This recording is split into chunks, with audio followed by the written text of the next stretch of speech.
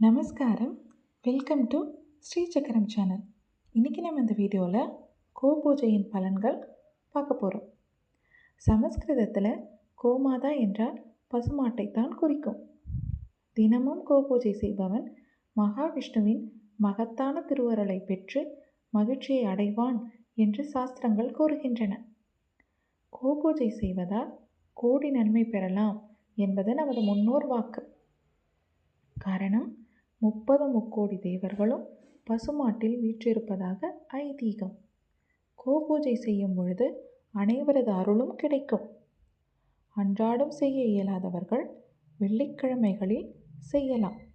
வசதி உள்ளவர்கள் 108 பசுக்களை கொண்டு பெரிய அளவிலும் கோபூஜை செய்யலாம்.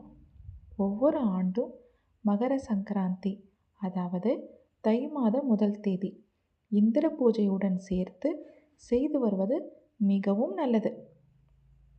கோபூஜையை 3 அங்கங்களாக, அதாவது விநாயகர் பூஜை, கோபூஜை, இந்திர பூஜை என்னும் நிலைகளில் செய்ய வேண்டும். அன்றாடம் ஒரு வேளையாவது பசுவிற்கு ஒரு பிடி அருகம்புல்லோ, வாழைப்பழமோ, அகத்திக்கீரையோ, பிற தீவனமோ கொடுக்கலாம். கோபூஜை செய்யும் முறை: முதலில் பசுவை அழைத்து வர வேண்டும். அதன் மீது பன்னீர் தெளித்து மஞ்சள், குங்குமம் போட்டு அதன் நெற்றியில் வைக்க வேண்டும். பசுவின் கழுத்தில் மாலை அணிவிக்க வேண்டும்.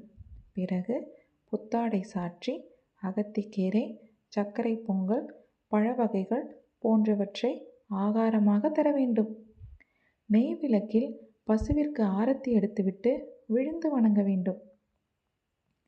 கோமாதா 108 போற்றியை பக்தியுடன் மனதை ஒருமுகப்படுத்தி சொல்ல வேண்டும். 108 போற்றி முடிந்தவுடன் மீண்டும் ஒரு முறை நெய் தீபத்தால் ஆரத்தி செய்ய வேண்டும். பிறகு 3 முறை பசுவை வலம் வந்து விழுந்து வணங்க வேண்டும். பசுவை வலம் வந்து வணங்கி மங்கள பொருட்களை சுமங்கலி பெண்களுக்கு வழங்க வேண்டும். பலன்கள்: கோபூஜையை செய்வதால் மகாலட்சுமியின் அருள் கிடைக்கும். இதனால் பண கஷ்டம் நீங்கும். குழந்தை பாக்கியம் உண்டாகும். கெட்ட சக்திகள் நெருங்காது. முற்பிறவியில் செய்த பாவங்கள் விலகும். நீண்ட கால மனக்குறைகள் விலகும். கோபூஜை செய்வதால் பல யாகங்கள் செய்த பலன் கிடைக்கும். ஆகையால் நமது சப்ஸ்கிரைபர்கள் மேலே சொன்ன பூஜையை மனநிறைவுடன் செய்து